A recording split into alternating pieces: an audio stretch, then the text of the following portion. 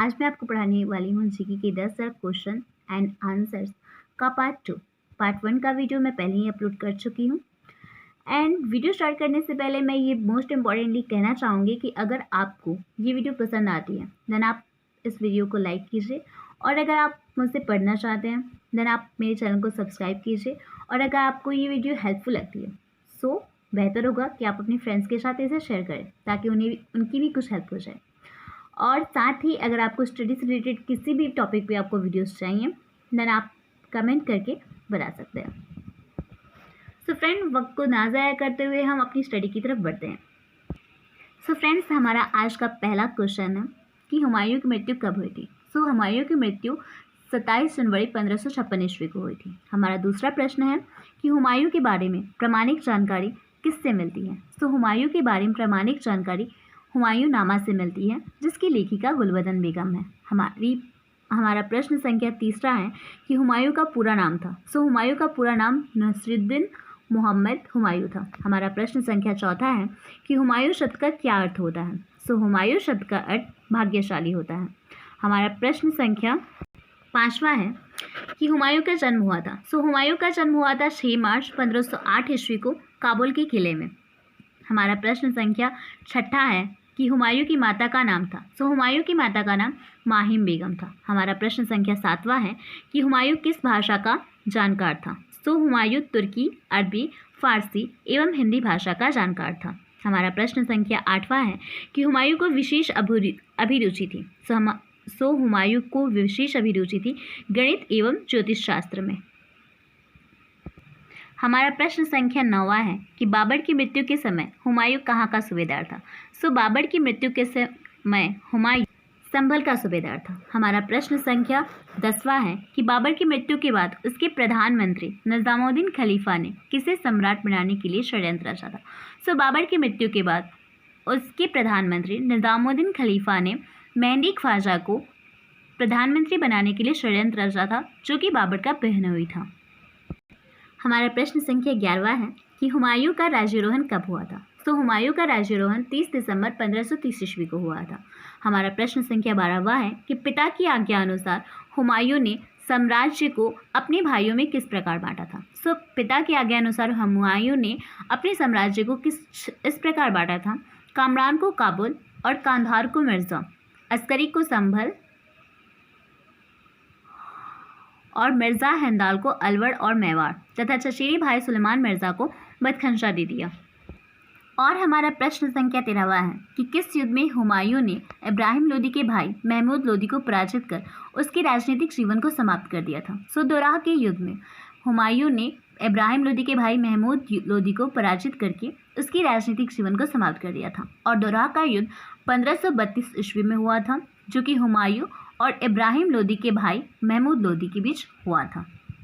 हमारा प्रश्न संख्या 14वां है कि चित्तौड़ की राजमाता कर्णावती ने किस शासक के विरुद्ध सहायता के लिए हुमायूं को राखी भेजी थी। सो चित्तौड़ की राजमाता कर्णावती ने बहादुर शाह शासक के विरुद्ध सहायता के लिए हुमायूं को राखी भेजी थी। बहादुर शाह गुजरात का शासक था। हमारा प्रश्न संख्या 15वां है कि गुजरात विजय के बाद हुमायूं ने अपने किस भाई को वहां का शासक बनाया था। सो गुजरात की विजय के बाद हुमायूं ने अपने अस्करी नामक भाई को वहां का शासक बनाया था। हमारा प्रश्न संख्या 16वां है कि किस युद्ध में पहली बार हुमायूं शेर शाह से पराजित हुआ था। सो चौसा के युद्ध में हुमायूं पहली बार शेर शाह से पराजित हुआ था, जो कि 1539 ईस्वी में हुआ था। हमारा प्रश्न संख्या 17वां है कि चौसा युद्ध में पराजय के बाद अपनी जान बचाने के लिए हुमायूं घोड़े सहित जब नदी में कूदा तो उसकी जान किसने बचाई थी। तो उसकी जान निज़ाम ने बचाई थी। हमारा प्रश्न संख्या 18वां है किस युद्ध में पराजय के बाद हुमायूं ने न केवल मुगल सत्ता खोई बल्कि उसे भारत भी छोड़ना पड़ा था। सो बेलग्रामी या कन्नौज के युद्ध के बाद हुमायूं ने न केवल मुगल सत्ता खोई बल्कि उसे भारत भी छोड़ना पड़ा था, और यह युद्ध बेलग्रामी या कन्नौज का युद्ध 1540 ईस्वी में हुआ था। हमारा प्रश्न संख्या 19वां है कि किस पुस्तक से हुमायूं के निर्वासित जीवन की संघर्ष की जानकारी मिलती है। सो तारीख़-ए रशीदी नामक पुस्तक से हुमायूं के निर्वासित जीवन के संघर्ष की जानकारी मिलती है, जिसके राइटर मिर्ज़ा हैदर थे। हमारा प्रश्न संख्या 20 है कि कहाँ के शासक ने हुमायूं को शेर शाह के विरुद्ध सैनिक सहायता देने का वचन देकर उसे बंदी बनाने का षड्यंत्र रचा था। सो मारवाड़ के शासक ने हुमायूं को शेर शाह के विरुद्ध सैनिक सहायता देने का वचन देकर उसे बंदी बनाने का षड्यंत्र रचा था। हमारा प्रश्न संख्या 21वां है कि निर्वासन के काल में हुमायूं ने किससे विवाह किया था जिससे अकबर का जन्म हुआ था। सो निर्वासन के काल में हुमायूं ने हमीदा बानो बेगम से विवाह किया था जिससे अकबर का जन्म हुआ था। हमारा प्रश्न संख्या 22वां है कि किसने हुमायूं के निर्वासन काल में उसे न केवल सैन्य सहायता प्रदान किया वरन उसकी गर्भवती पत्नी को संरक्षण भी दिया था। सो राजा वीर शाह जो कि अमरकोट का शासक था, उन्होंने हुमायूं के निर्वासन काल में न केवल सैन्य सहायता प्रदान किया था वरन उसकी गर्भवती पत्नी को संरक्षण भी दिया था। और हमारा प्रश्न संख्या 23 है कि किस युद्ध में विजय के बाद हुमायूं ने एक बार पुनः भारत में मुगल सत्ता की स्थापना की थी। सो सरहिंद के युद्ध में विजय के बाद हुमायूं ने पुनः एक बार मुगल सत्ता की स्थापना की थी और सरहिंद का युद्ध 1555 ईस्वी में हुआ था। हमारा प्रश्न संख्या 24वां है कि हुमायूं ने दिल्ली में एक नवीन शहर की स्थापना की थी, नींव रखी थी। सो हुमायूं ने दिल्ली में एक नवीन शहर की नींव रखी थी, उसका नाम था दीनपना। हमारा प्रश्न संख्या 25वां है कि कहाँ की सीढ़ियों से गिरने के कारण हुमायूं की मृत्यु हुई थी। सो शौर मंडल पुस्तकालय की सीढ़ियों से गिरने के कारण हुमायूं की मृत्यु हुई थी। हमारा प्रश्न संख्या 26वां है कि हुमायूं जीवन भर लड़खड़ाता रहा था, लड़खड़ाकर उसकी मृत्यु हुई, यह कथन किसका है। सो हुमायूं जीवन भर लड़खड़ाता रहा था और लड़खड़ाकर ही उसकी मृत्यु हुई, यह कथन लेनपुल का है। हमारा प्रश्न संख्या 27वां है कि हुमायूं का मकबरा जिसे ताज का अग्र रूप भी कहा जाता है, उसका निर्माण किसने कराया था। सो हुमायूं का मकबरा जिसे ताज का अग्र रूप भी कहा जाता है, उसका निर्माण हमीदा बानो बेगम ने कराया था। हमारा प्रश्न संख्या 28 है कि एकमात्र फारसी ग्रंथ जो हुमायूं के आदेश से लिखा गया था उसका क्या नाम है। सो उसका नाम है कानून हुमायूनी, जिसके राइटर फन-मेर हैं। हमारा प्रश्न संख्या 29 है कि स्थापत्य कला के क्षेत्र में हुमायूं की महत्वपूर्ण कृति कौन सी है। सो स्थापत्य कला के क्षेत्र में हुमायूं की महत्वपूर्ण कृति दिल्ली का दीनपना नामक महल, आगरा और हिंसार की मस्जिद है।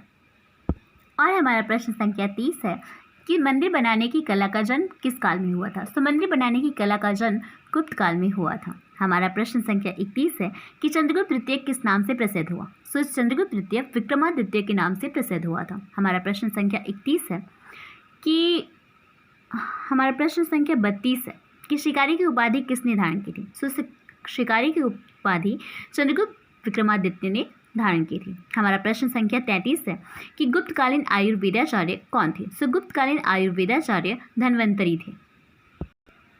हमारा प्रश्न संख्या 34 है कि मंदिर बनाने की कला का जन्म किस काल में हुआ था। सो मंदिर बनाने की कला का जन्म गुप्त काल में हुआ था। सॉरी फ्रेंड्स, यहाँ क्वेश्चन रिपीट हो गया है। हमारा प्रश्न संख्या 35 है कि समुद्रगुप्त किसका उपासक था। सो समुद्रगुप्त विष्णु का उपासक था। हमारा प्रश्न संख्या 36 है कि घटोत्कच कब गद्दी पर बैठा। सो घटोत्कच 280 ईस्वी में गद्दी पर बैठा था। हमारा प्रश्न संख्या 37 है कि गुप्त वंश का प्रथम महान सम्राट कौन था। सो गुप्त वंश का प्रथम महान सम्राट चंद्रगुप्त प्रथम था। और हमारा प्रश्न संख्या 38 है कि कनिष्क की मृत्यु के बाद कौन राजा बना था। सो कनिष्क की मृत्यु के बाद उसका बड़ा पुत्र वाशिष्ठ राजा बना था। हमारा प्रश्न संख्या 39 है कि कुषाण वंश का अंतिम शासक कौन था। सो कुषाण वंश का अंतिम शासक वासुदेव था। हमारा प्रश्न संख्या 40 है कि मथुरा में एक सुंदर विहार तथा कश्मीर में हुशकपुर की स्थापना किसने की थी। सो हुविष्क ने। मथुरा में एक सुंदर विहार तथा कश्मीर में हुशकपुर की स्थापना हुविष्क ने की थी। हमारा प्रश्न संख्या 41 है कि हुविष्क का उत्तराधिकारी कौन था। सो हुविष्क का उत्तराधिकारी कनिष्क तृतीय था, जिसका शासनकाल 140 से 171 ईस्वी तक था। और हमारा प्रश्न संख्या 42 है कि चेदी वंश का महान शासक कौन था। सो चेदी वंश का महान शासक खारवेल था। हमारा प्रश्न संख्या 43 है कि खारवेल किस धर्म का अनुयायी था। सो खारवेल जैन धर्म का अनुयायी था। इसने जैन भिक्षुओं के लिए अनेक गुफाओं का निर्माण कराया था। हमारा प्रश्न संख्या 44 है कि अशोक के दुर्बल उत्तराधिकारी के समय कलिंग पर किस वंश का अधिकार हो गया था।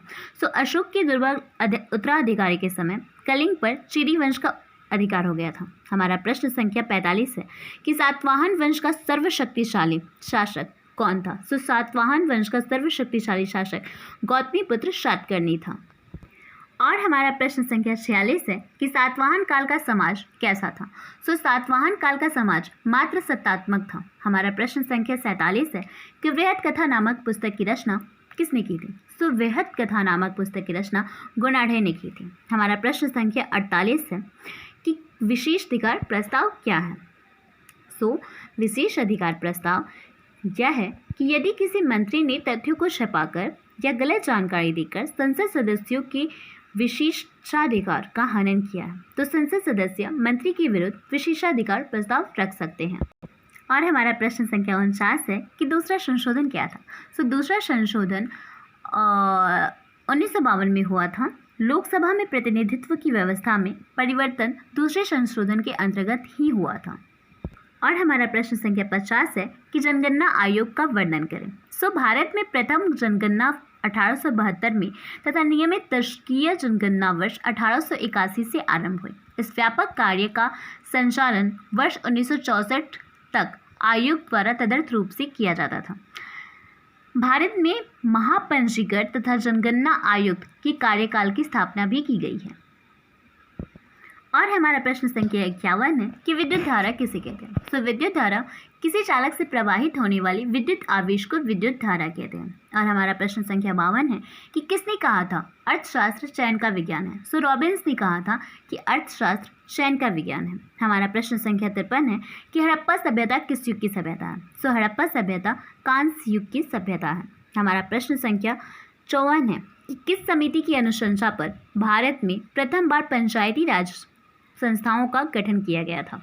सो बलवंत राय मेहता समिति। हमारा प्रश्न संख्या 55 है कि अर्थव्यवस्था की केंद्रीय समस्या कौन सी है। सो अर्थव्यवस्था की केंद्रीय समस्या क्या उत्पादन हो, कैसे उत्पादन हो तथा उत्पादित वस्तुओं का वितरण कैसे हो, यह है। हमारा प्रश्न संख्या 56 है कि भारत के किस विद्यालय में समाजशास्त्र की पढ़ाई शुरू हुई थी। सो बम्बई विश्वविद्यालय में समाजशास्त्र की पढ़ाई शुरू हुई थी। हमारा प्रश्न संख्या 57 है कि एम्पीयर क्या है। सो एम्पीयर धारा का एसआई मापक इकाई है। और हमारा प्रश्न संख्या 58 है कि सांख्यिकी का जन्मदाता कौन है। सो सांख्यिकी का जन्मदाता गॉटफ्राइड आंगनवाल है। हमारा प्रश्न संख्या 59 है कि हड़प्पा किस नदी के किनारे स्थित है। सो हड़प्पा सिंधु नदी के किनारे स्थित है।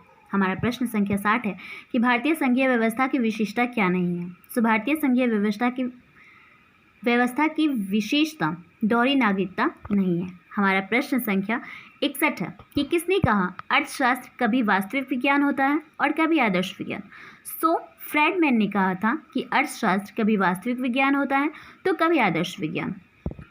और हमारा प्रश्न संख्या 62 है कि मुस्लिम विवाह क्या है। सो मुस्लिम विवाह एक समझौता है। हमारा प्रश्न संख्या 63 है कि प्रतिरोध का एसआई इकाई क्या है। सो प्रतिरोध का एसआई इकाई ओम है। हमारा प्रश्न संख्या 64 है कि लोथल कहाँ स्थित है। सो लोथल गुजरात में स्थित है। हमारा प्रश्न संख्या 65 है कि सांख्यिकी का महत्व। सो सांख्यिकी का महत्व बढ़ रही है। हमारा प्रश्न संख्या 66 है कि भारतीय संविधान द्वारा कितने मौलिक अधिकार प्रदान किए गए हैं। सो भारतीय संविधान द्वारा 6 मौलिक अधिकार प्रदान किए गए हैं। और हमारा प्रश्न संख्या 67 है कि एक ग्राम पंचायत में कौन न्यायाधीश की भूमिका अदा करता है। सो एक ग्राम पंचायत में सरपंच न्यायाधीश की भूमिका अदा करता है। और हमारा प्रश्न संख्या 68 है कि अर्थशास्त्री कौन से अर्थशास्त्री कल्याणवादी विचारधारा के नहीं हैं। सो जेबीसी अर्थशास्त्री कल्याणवादी विचारधारा के नहीं हैं। हमारा प्रश्न संख्या 69 है कि उपयोगिता का क्रमवार सिद्धांत किसने प्रस्तुत किया था। सो उपयोगिता का क्रमवार सिद्धांत हिग्स एवं एलेन ने प्रस्तुत किया था। और हमारा प्रश्न संख्या 70 है कि जब कुल उपयोगिता अधिकतम है तब सीमांत उपयोगिता क्या होती है। सो जब कुल उपयोगिता अधिकतम है तब सीमांत उपयोगिता 0 होती है। हमारा प्रश्न संख्या 71 है कि भारत का सबसे अधिक नगरीयकृत राज्य कौन सा है। सो भारत का सबसे अधिक नगरीयकृत राज्य महाराष्ट्र है। हमारा प्रश्न संख्या 72 है कि हिंदू विवाह का उद्देश्य है। सो हिंदू विवाह का उद्देश्य है धार्मिक कर्तव्य, पुत्र प्राप्ति तथा रीति रिवाज। हमारा प्रश्न संख्या 73 है कि भारतीय संविधान का कौन सा अनुच्छेद निर्वाचन के लिए प्रावधान करता है। सो भारतीय संविधान का अनुच्छेद 324 निर्वाचन के लिए प्रावधान करता है। और हमारा प्रश्न संख्या 74 है कि राज्यसभा में प्रतिनिधित्व होता है। सो राज्यसभा में प्रतिनिधित्व होता है राज्य तथा केंद्र का। और हमारा प्रश्न संख्या 75 है कि अनुसंधानकर्ता द्वारा स्वयं संकलित किए गए आंकड़े कहलाते हैं। सो अनुसंधानकर्ता द्वारा स्वयं संकलित किए गए आंकड़े प्राथमिक समंक कहलाते हैं। और हमारा प्रश्न संख्या 76 है कि विभिन्न समूहों में सभी समंकों को विभाजित करने को क्या कहते हैं। तो विभिन्न समूहों में सभी समंकों को विभाजित करने को वर्गीकरण कहते हैं। और हमारा प्रश्न संख्या 77 है कि मोहनजोदड़ो का उत्खनन किया था। सो मोहनजोदड़ो का उत्खनन किया था दयाराम साहनी ने। और हमारा प्रश्न संख्या 78 है कि गुप्त वंश के किस शासक को भारत का नेपोलियन कहा जाता है। सो गुप्त वंश के समुद्रगुप्त शासक को भारत का नेपोलियन कहा जाता है। और हमारा प्रश्न संख्या 79 है कि धारा का एसआई इकाई मापक क्या है। तो धारा का एसआई इकाई मापक एम्पियर है। और हमारा प्रश्न संख्या 80 है कि ओम किसे कहते हैं। सो ओम प्रतिरोध का इकाई होता है। हमारा प्रश्न संख्या 81 है कि नौसेना का मुख्यालय कहाँ स्थित है। सो नौसेना का मुख्यालय नई दिल्ली में स्थित है।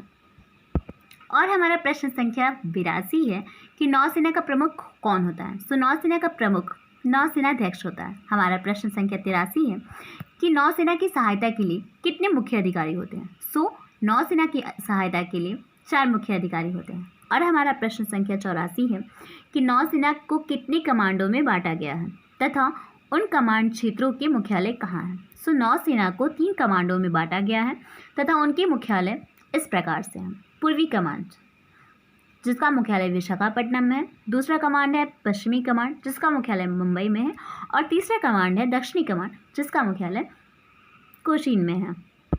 और हमारा प्रश्न संख्या 85 है कि कमांड का मुख्य अधिकारी किस कोटि का होता है और उसे क्या कहते हैं। सो कमांड का मुख्य अधिकारी वाइस एडमिरल की कोटि का होता है जिसे कमांडर इन चीफ कहते हैं। हमारा प्रश्न संख्या 86 है कि नौसैनिक प्रशिक्षण संस्थान इंडियन नेवल एकेडमी कहाँ स्थित है। सो नौसैनिक प्रशिक्षण संस्थान इंडियन नेवल एकेडमी कोचीन में स्थित है। और हमारा प्रश्न संख्या 86 है कि नौसैनिक प्रशिक्षण संस्थान INS आंग्रे कहाँ स्थित है। सो नौसैनिक प्रशिक्षण संस्थान INS आंग्रे मुंबई में स्थित है। और हमारा प्रश्न संख्या 87 है कि नौसैनिक प्रशिक्षण संस्थान INS बलसूरा कहाँ स्थित है। सो नौसैनिक प्रशिक्षण संस्थान INS बलसूरा जामनगर में स्थित है। और हमारा प्रश्न संख्या 88 है कि नौसैनिक प्रशिक्षण संस्थान INS गरुड़ कहाँ स्थित है। सो नौसैनिक प्रशिक्षण संस्थान INS गरुड़ कोचीन में स्थित है। और हमारा प्रश्न संख्या 89 है कि नौसैनिक प्रशिक्षण संस्थान INS शिवाजी कहाँ स्थित है। सो नौसैनिक प्रशिक्षण संस्थान INS शिवाजी लोनावला में स्थित है जो कि महाराष्ट्र में है। और हमारा प्रश्न संख्या 90 है कि नौसैनिक प्रशिक्षण संस्थान INS वेंदुरुथी कहाँ स्थित है। सो नौसैनिक प्रशिक्षण संस्थान INS वेंदुरुथी कोचीन में स्थित है। और हमारा प्रश्न संख्या 91 है कि नौसैनिक प्रशिक्षण संस्थान INS सरकार्स कहाँ स्थित है। सो नौसैनिक प्रशिक्षण संस्थान INS सरकार्स विशाखापट्टनम में स्थित है। और हमारा प्रश्न संख्या 92 है कि नौसैनिक प्रशिक्षण संस्थान INS हामला कहाँ स्थित है। सो नौसैनिक प्रशिक्षण संस्थान INS हामला मुंबई में स्थित है। और हमारा प्रश्न संख्या 93 है कि नौसैनिक प्रशिक्षण संस्थान INS कुंडली कहाँ स्थित है। सो नौसैनिक प्रशिक्षण संस्थान INS कुंडली मुंबई में स्थित है। और हमारा प्रश्न संख्या 94 है कि अमेरिका में गुलामों का सबसे पहला ज्ञात व्यापारी कौन था। सो अमेरिका में गुलामों का सबसे पहला ज्ञात व्यापारी वारिका डचमैन था।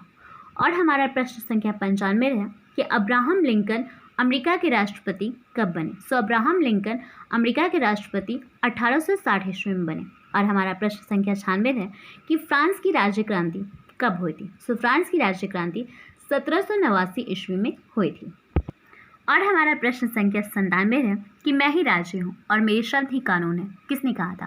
सो मैं ही राज्य हूँ और मेरी शब्द ही कानून है लुई 14वां ने कहा था। और हमारा प्रश्न संख्या 98 है कि सोशल कॉन्ट्रैक्ट किसकी रचना है। सो सोशल कॉन्ट्रैक्ट रूसो की रचना है। और हमारा प्रश्न संख्या 99 है कि लेटर्स ऑन इंग्लिश किस दार्शनिक की रचना है। सो लेटर्स ऑन इंग्लिश वाल्टियर की रचना है।